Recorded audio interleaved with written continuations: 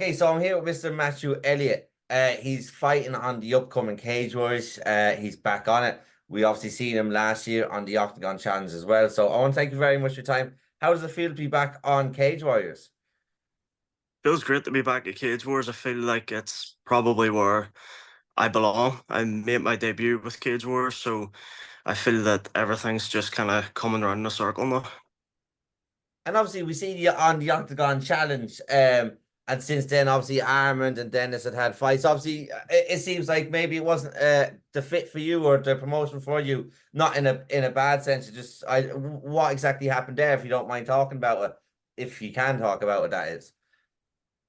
Yeah, so basically coming off the show, Pat and Shanda were just trying to get me matched on like a smaller regional show because they kind of give us the go ahead for a fight, so to speak, outside of them because they knew there would be like a long enough layoff. So they were Pat and Shanda were looking, couldn't really find anything, and then once the show it came out, they made contact with Octagon, and the way it was, I don't I don't really want to say too much because I don't want to burn bridges with anyone, but it was more like they'd offered me three fights in the space of a day. We'd accepted all three.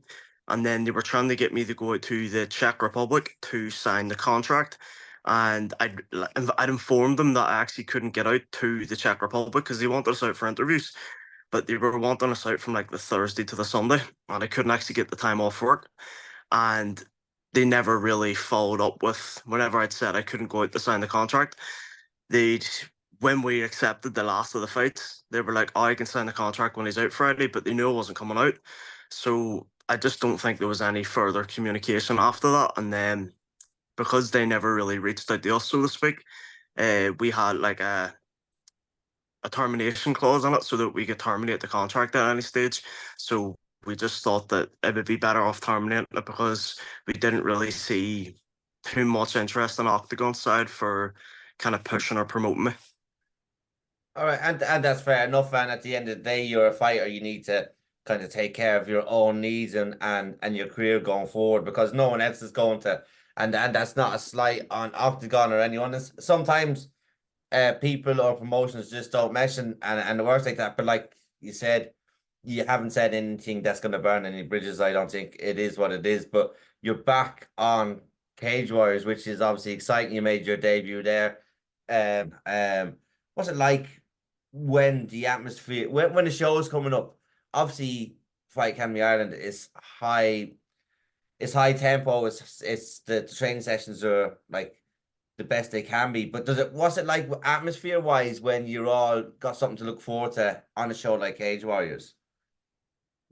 The atmosphere in the gym is it's incredible all the time, but especially now for myself as well. It's gotten a lot better because I have been out of the mix for quite some time. So it's good to just be back in it. And then especially with like the past while since me and Scott were both confirmed, like me and Scott be doing like a bit more training together because you're both working towards the same date, just things like that there. So the gym's atmosphere is always amazing, but especially coming up to a fight, you feel more included yourself anyways whenever you are actually getting the fight.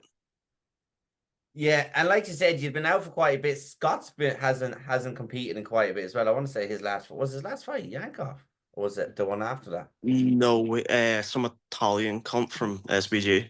Oh yes, it was. But that still it wasn't like hugely recently. And you see with Scott, like obviously getting a chance on Cage Warriors, how good does that make you feel when you see your teammates coming from the gym, coming from the likes of the Cage Conflict shows, getting a chance on the big stage with you as well? In terms of Scott's Cage Wars debut is well overdue. Scott is the best bantamweight in Europe outside of the UFC, without a question of a doubt. So this is I think it's a long time coming for him, and especially on April 6th, he'll get to really show that, as well as Jordan. It's Jordan's first time actually getting to compete in Cage Wars. I know he was called up for the last Belfast card, but he had bursitis in his knee. But since then, he's came to FAI, he's joined, and I'm very excited to see it because he's another massive prospect. So I'm just glad he's going to be able to show it now. Yeah, no, I remember that actually. It was supposed to be him and Big Paddy fighting at the time, Yeah. and now the two of them are teammates, and that's happened with quite a few people that you've talked about. Obviously, people moving to gym. Uh, it's happened with a few people now that obviously they fought and that they're now teammates. How does it feel for yourself and obviously more so for the trainers that you have these guys like the likes of Jordan O'Neill's, the Eamon Deans, wanting to come over and train at FAI? I feel that Pat and Shando probably wouldn't take too much from it. I don't think they would be the type to reflect on it too much and to no give themselves any kind of praise. But I feel that their work in the gym and their work through coaching is evident. The fact that nearly every professional fighter in the country has moved to Fight Academy Ireland. Like I know since I moved up at 18, like the amount of people who I've had beef with who have then joined the gym and then you're just best friends with them instantly. Like so the gym's atmosphere is amazing and Pat and Shanda are really creating something something special. Like Yeah, and you can see it like that with all like if you look at your amateurs even like to the flyweights, you've three of the flyweights in amateur in the top five between Damien, Omis Oliver, and Kieran Coogan. Then you've obviously got Cher Burns, a professional. You've got fighters in all different promotions, Brave, uh, Cage Warriors, everywhere. Like that gym, like talk to us about Pat and Shando and Adam Strongsuppel is one that doesn't get as mentioned as much as well, and he's also like elite at coaching and is so good. What's it like being with them on a daily basis? it's phenomenal being with them on a daily basis. Especially like as you mentioned yourself there with Adam, I've only really started working with Adam say the past 3 months, but improvements already are massive. Adam really does have a mind for the game, and I feel it's because he's only really breaking onto the scene himself and he's only starting to get the recognition. But with the likes of Michael Shields, for example, he's been coaching Michael since Michael was I couldn't tell you. I think Michael was must have been about 11 or something when he started coaching him. Same with Damien McGuigan. And it's starting to become like a wee bit more evident whenever you've had these young fighters come up to the amateur ranks now. And now they're completely dominating the amateur scene. So it's good that Adam is starting to get a wee bit more recognition as well because he really is a top flight coach, along with Liam and Pat. Yeah, and like that, the sessions I've been there on a Sunday, and the sessions like people turning up on a Sunday morning for sessions is unbelievable, and it just seems that gym is going from strength to strength. Like I said, you've got Jer in Brave, you've got the guys in Cage Warriors, you've got Reese obviously in UFC, and then you have all the boys then that are competing on Cage Conflict, which is one of the best shows, if not the best show within the That's island. the best show. It's crazy. The atmosphere is absolutely. You. It's hard to find another atmosphere like it, and that's not anything bad on any other show. I think it's the Devonness as a venue as well because I believe they host a lot of boxing as well, and it's supposed to be the same when the boxing's on. But Cage Conflict is a fantastic show. I actually like to go up and enjoy the shows rather than do the media Yeah. ones because it's just you have to soak in that atmosphere. But with you being out, obviously, there was kind of no movement there from Octagon. But then I know, like you said, you're trying to get fights on the regional scene. Was it frustrating not being able to compete, especially after coming off the back of the show? Yeah, I think it's been frustrating for the past 2 years. So essentially, before the Ryan Shelley fight, about 3 weeks out, I got eye poked and basically couldn't leave my room. Had the bandage up my head, like basically sleep for a week, and then went back to the training on the Monday. And essentially, your eyes have their own immune system. So once one eye gets damaged, the other one's a lot more sensitive. So then the other eye got hit on the Monday, first night training back, and then I was out for essentially another full week. So from 3 and 2 weeks out, I essentially couldn't train. After the fight, they cleared up for say a month or so, and then I got poked again, and then everything started kind of this like started spiraling. Uh, Fast forward to November, or I competed in a wrestling competition. Got another eye poke, but it was quite a bad one, and I like scratched behind my eye and I ended up with like an ulcer that it formed over the top of my eye. So whether the mats have been dirty or a dirty fingernail or whatever, I essentially ended up with like an ulcer in my eye.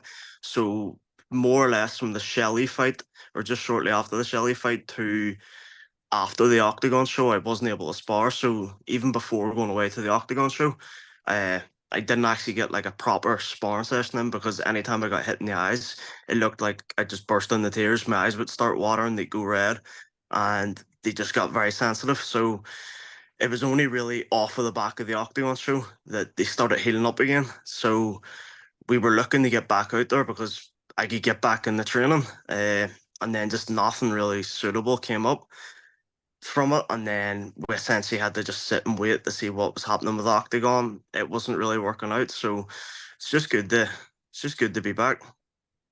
It is good to be back. It is good to have you back as well and have you back on a show like Cage Warriors. But with your eye injury, because I remember you putting up a post about it, you were looking for people to maybe look at your eye. How painful, how frustrating was that you couldn't go in and spar and couldn't go in and do your thing, and every time you seemed to go back in and do it, that it was like people were a beacon for your eye, even though obviously they're not really, but like Yeah. just like whenever you went back in, the one thing you wanted to kind of keep protect was the thing that kept getting injured. And how painful was the ulcer? And did it just clear up naturally over time, or was it like was there a lot of maybe medication or anything you had to take?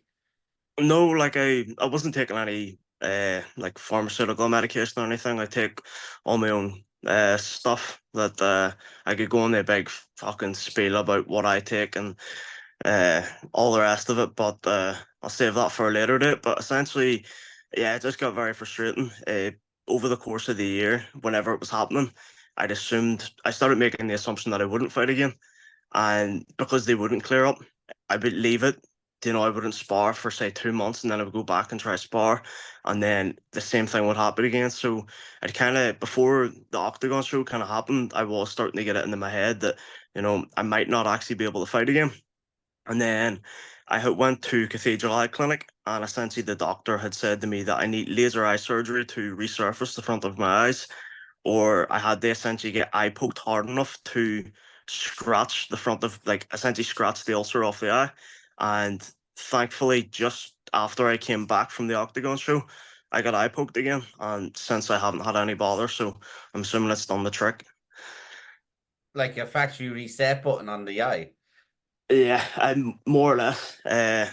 So it's essentially what he was saying to me is I needed because the eye had healed. So like my dry eyes do heal quite quickly. So because it had healed with like the ulcer under it, it was either laser eye surgery or get poked hard enough. But in terms of pain, it is without a shadow of a doubt the worst pain imaginable. And it's more frustration because you can't work, you can't go to the training, so you're sitting in the house. But when you're sitting in the house, you can't do anything because you can't keep your eyes open because it hurts. So they're essentially walking about blind for a week, and yeah, I'm just glad to see the back of it at this stage. Yeah, I can. I'd say you can because, like you said, that since from the Ryan Shelley fight to after the Octagon challenge is quite a period of time. Yeah. And you talked there, and you talked there about saying maybe that you thought you might never fight again. What was that like as a prospect of you not fighting again after putting in so much work over the years through so many different, not just MMA, like your wrestling, through everything to build up to culminate to where you are? Like, what was that like thinking through all this work? It might not happen again. I might not fight again. See, I feel like I maybe went through because of it and because of the frustration. By the time the Octagon show actually came about, I did lose a lot of love for the sport because I wasn't really able to do it. So I think the prospect of it, by the time the show came around, it was something that I thought about quite a bit and didn't seem to haunt me too much. So it didn't, and I'd actually kind of turned around to myself before the Octagon show happened and said to myself, I was like, if this doesn't go my way, that might be me done. And then coming out the tail end of it, it was basically after the fight on the show. I was like, right, okay, you're not made of glass. You've got hit in the eyes. You can still see. You can still train. And I was like, we're good to go. So coming out of the show, uh, everything was a lot better, so to speak. And essentially, it's like it has took me a while to get my motivation back, but we're back. We're fully motivated, and we're gonna make sure that the same mistakes haven't happened or don't happen again. Yeah, I can imagine that. Wait, like go forward cage wise to your opponent. When you're coming up on the fight, how involved do you get with scouting the opponent and looking at him, or do you leave that to Liam and to Pat and Shando, just to come back to you, and then you kind of formulate a plan together, or do you look into them quite heavily yourself? No, I feel that the athlete should always be looking into the person they're fighting, because at the end of the day, it's not my coaches fighting. They're coaching me, and they'll give me things to do and can guide me in the right path or sequences or whatever. But in terms of the actual fight itself, for me, seeing what's coming at me in real time, you do need to study your opponent. But as for this Italian boy, I watched his last Cage Wars fight and I didn't even get through it. I got halfway through the first round and he was leaning back with his chin up while swinging a hook, and I just looked at it and was like, this guy's shite, so I'm gonna absolutely run through him. And from there, I just kind of, I was, to be honest, I'm not too arsed. He can do whatever he wants, but typically I would be looking into people, but with this here, my mindset's a lot more, I'm gonna do what I've trained to do, and I'm just gonna impose my will on him, and there's nothing he can do about that. And obviously, it's been obviously a while since we've seen you. Have you improved much, like greatly, since the last time that we seen you in the Octagon? It's absolutely massive amounts. So from the Shelley fight to now, essentially, the improvements have been huge, and more so since last May. So in the past 8, 9, 10 months, the improvements have been massive. Been doing a lot of one-to-one work with Shando, been working a lot one-to-one with Adam as well and Pat. So I'm in twice a week doing back privates with Pat, pads every Friday with Shando, and I'm in one-to-ones with Adam every week as well. So the improvements are massive, and they will show on the 6th of April. And I can't wait for the show. You've got it's a big card. Obviously, Paul Hughes has it was announced over the weekend that he was going to be back. I believe it's his last fight on Cage Warriors as well. You've got the likes of Decky McAleen on the card. You've got guys from everywhere. How do you find Cage Warrior? I think what I like about Cage Warriors is there's so many different gyms get so many different chances from the promotions, you know, that sort of way. How do you find the car like Cage Warriors and what it does for Irish MMA? And how do you feel the state of Irish MMA is at the minute? Because I think it's absolutely booming. I think it's probably one of the most exciting years in a long time. Irish MMA is flying at the minute. I feel that it's probably more so because you've that many high level amateurs who are now starting to turn pro, that the pro scene is starting to like beef out and fill out a bit for the first time in a long time. So I know when I first started MMA back around 2013, there was a lot of pros on the island, and then a lot of them just kind of dwindled away. And I feel like we're getting back to the stage where you have high level amateurs turning professional and then making good professional careers from themselves.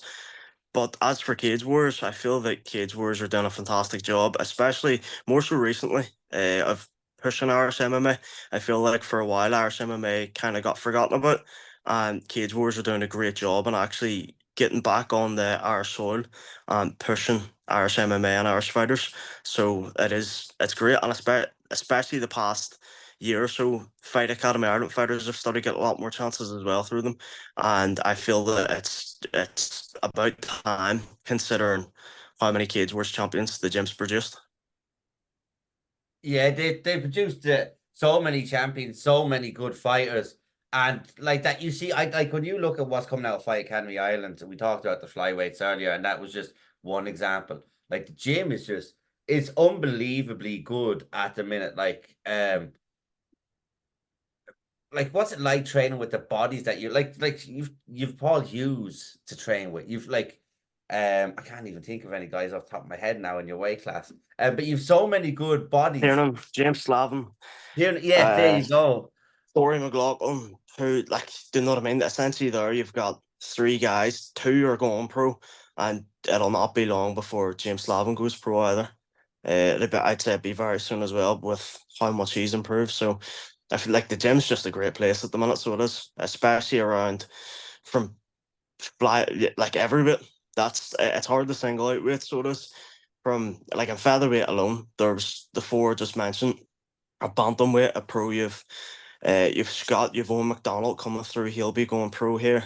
Uh, the gym's in a great place. So it is. Yeah, it is. Like you said, there's all these fighters on the cusp of going pro from the gym. You've got, and then what excites me is when you go into a cage conflict, there could be 26 fight academy fighters. Uh fight, I can't even pronounce it. You've got so many fighters on the gym on the card that there's obviously going to be new ones, and you can't even get all the fighters on the card. That's what excites me when I see these debuts and stuff like that as well. But Tiernan Loughlin, like you said, it's he was unlucky not to go pro with his fight. I think it was a silly reason, a passport or something the week before. To me, that sounded a bit fishy. Yeah, it was like I'm pretty sure it was like 2 days out, whatever it was. It's scandalous. Like, but And something happened quite recently with Lewis Byrne as well. It was a guy from France, and he had a Cameroon passport, but then he couldn't get a visa to come over, and they only realized this fight week. And I'm just thinking, like, did you really find out fight week? Did these things really happen yeah, fight week? You just that's a good matchup there. Them two, Lewis and Tiernan, I since they're both going pro. If I I'm was gonna play thinking that matchmaker, I was thinking that myself. I think, but then I think with I was talking to Tiernan because we'd done an interview and we were about to. It was the day I released it that I found out that his fight fell out because we done it over before the weekend and I released it like the Monday or Tuesday. But look, it is what it is. With Octagon, obviously it didn't work out, but you were on the show. You seemed to have a good time on the show with the lads. Like, what was your biggest takeaways, your biggest positives from the show?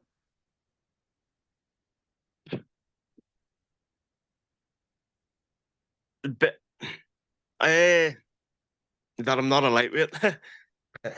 That's I don't know. I found that to be honest, I found the show hard. I found being in a place where you have essentially everything that you do is watched, monitored, controlled, and yeah, you like it's almost like being a 5-year-old child again. So to be honest, like I struggle, but the biggest positives coming away from that would like they're definitely the friendships and between you know the coaches to the boys I was away with, like we've all stayed really tight with each other. So we have. We talk like we're talking daily every day. So I'd say they were definitely the biggest takeaways, like positive takeaways from the show for myself, anyways. Yeah, the bonds and the friendships seem to be very good. Obviously, you see Armand and Dennis, or Armand has actually left That's yeah, to go it's a over. bad combo.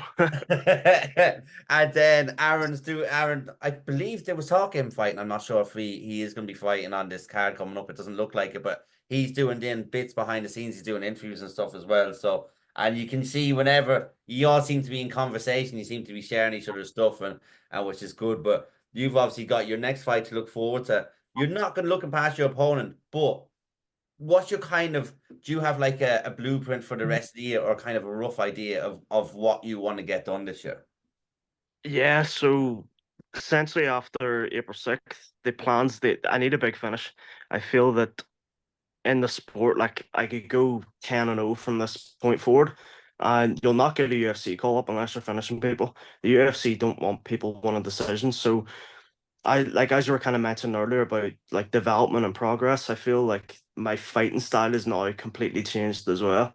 So that's kind of one of the like probably the biggest thing that we took from the Shelley fight is that I essentially need to reinvent myself. I can't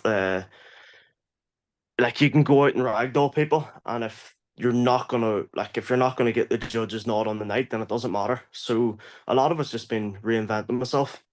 So the plans to get a big finish here, April 6th, an impressive finish as well. I want to make it look very easy, and then hopefully a quick turnaround late May or early June, and hopefully again with Cage Wars, and then we can build from there. I don't want to look too far past that because I feel like a lot of my career so far has been, oh, we'll get this fight and then we'll get something sort of quickly, and it's never really materialized, so it hasn't. So focus on this for now, but definitely I would like to get something late May, early June, and just get the ball rolling.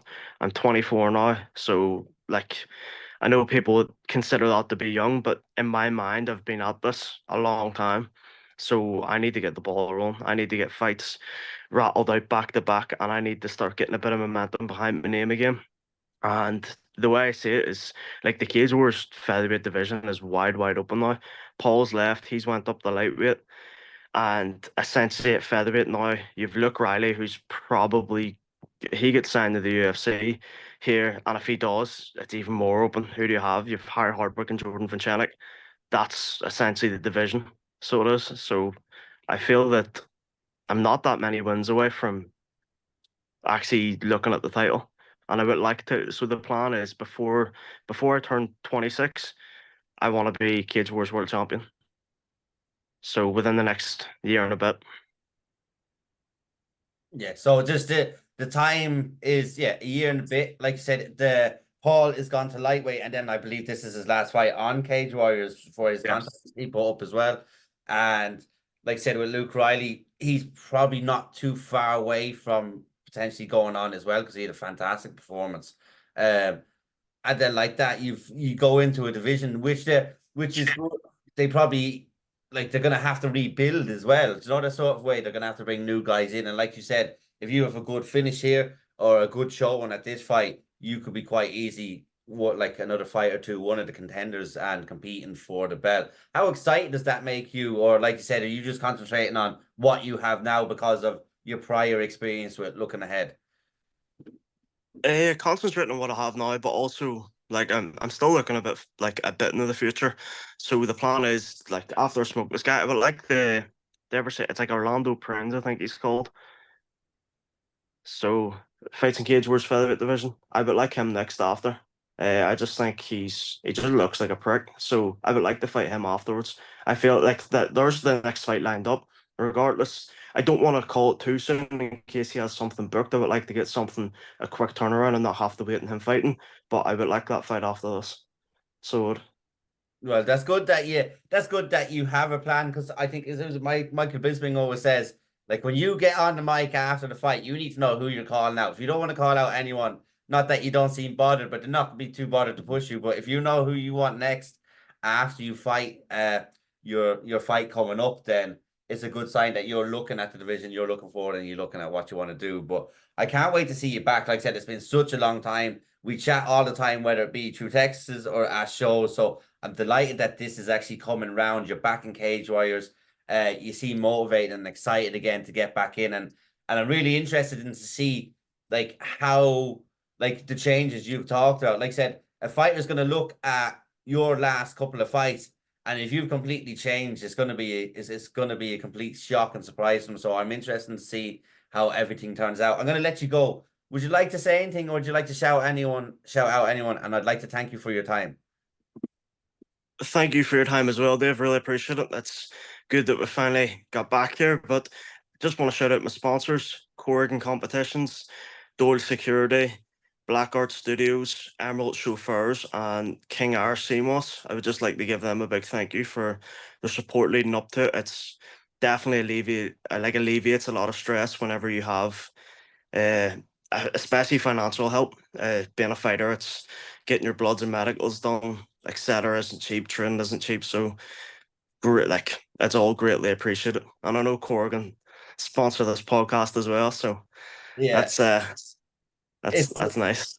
yeah, it's good. There's me, yourself, and Tiernan. Yeah. Yeah, Tiernan as well, and obviously What a because the boys trio. are what What a trio.